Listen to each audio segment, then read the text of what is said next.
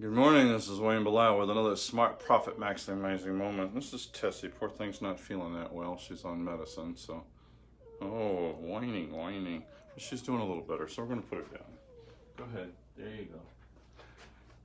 Sorry about that. Yeah, she hasn't been up to snuff. It kind of had us worried, but vet says she should pass through this all right, hopefully.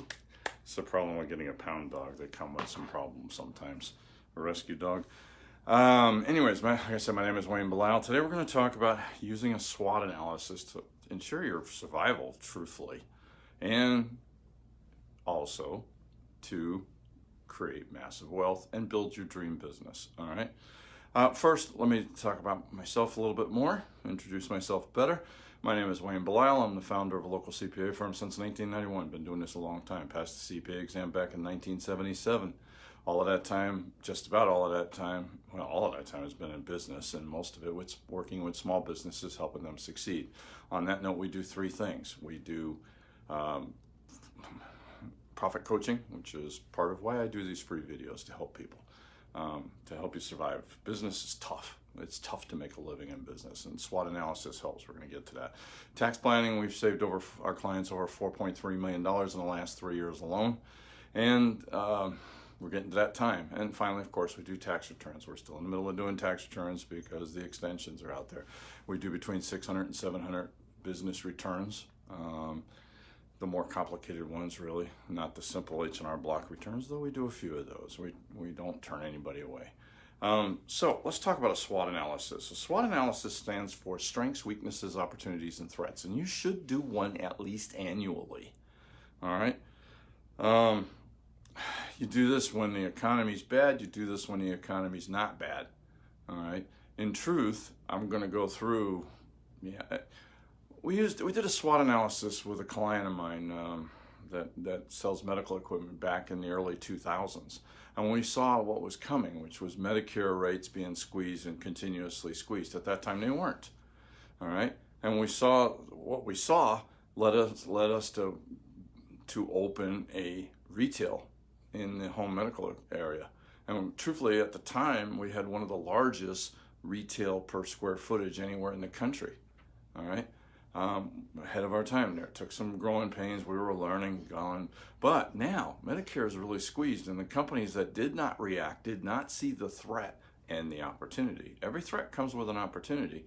Are not surviving, and my client's doing pretty well, doing quite well, thank you.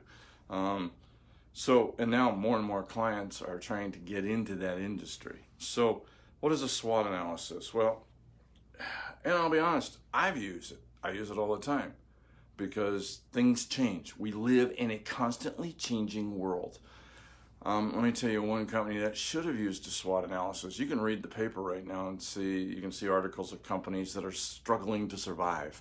But one in particular I'm thinking of is Blockbuster. If you're of a certain age, not a millennial, you'll remember Blockbusters were everywhere. You went there and you rented DVDs and games and things like that. They didn't do a threat analysis. They didn't do a strength, weaknesses, opportunity, threat. They did not see digital streaming. They did not see the idea of using the mail, like Netflix did originally, to mail DVDs monthly, where you could just skip having to go to the store, or the digital download, and they're gone. I mean, I think there's one left somewhere is what I read like about a year ago. Maybe that one's gone too. All right. Sears didn't see Amazon coming. A lot of online stores did. Others, like Walmart, saw it and are responding to it. All right. So it had the size to respond to it. SWOT analysis, like I said, for me, CPA firms have been done the same way forever. All right. They sold tax returns. They sold audits. They did bookkeeping. All right. Governmental regulations changed the rules on audits where really, if you're a small firm, it's almost impossible to do them. Computers and artificial intelligence to a degree, because if you look at some of this stuff, it's pretty dang close to it, have taken away most of the smaller tax returns and a lot of the bookkeeping. All right. So you can stand in front of it like a lot of CPA firms did and say, I'm going to continue to do things the way I've always done them, or you can attempt to outgrow it. You can attempt to go with it. Okay.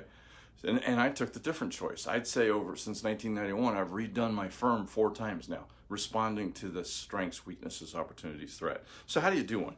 And it's really 4 sections. You sit down in the strengths section, and under strengths and weaknesses are related to let's talk first of all. Strengths and weaknesses are related to the internal operations of your company. Opportunities and threats are external items that are affecting your company. In the strengths section, what you want to do is write down those attributes of your organization that your customers, your staff, and you feel are helpful to achieving your customers' goals and delivering your product or service. Ask a key question. What do we do well? What experience do we have? What do we offer that is better than what our competitors offer? What services bring in the most money? What do our customers think our strengths are? Hopefully it's more than one, so are. Under weaknesses, write down what are detrimental to your success. For example, what areas should you improve? What resources do we have? Where do we lose money? What products or services do our competitors offer that we don't? What do our competitors do better than us?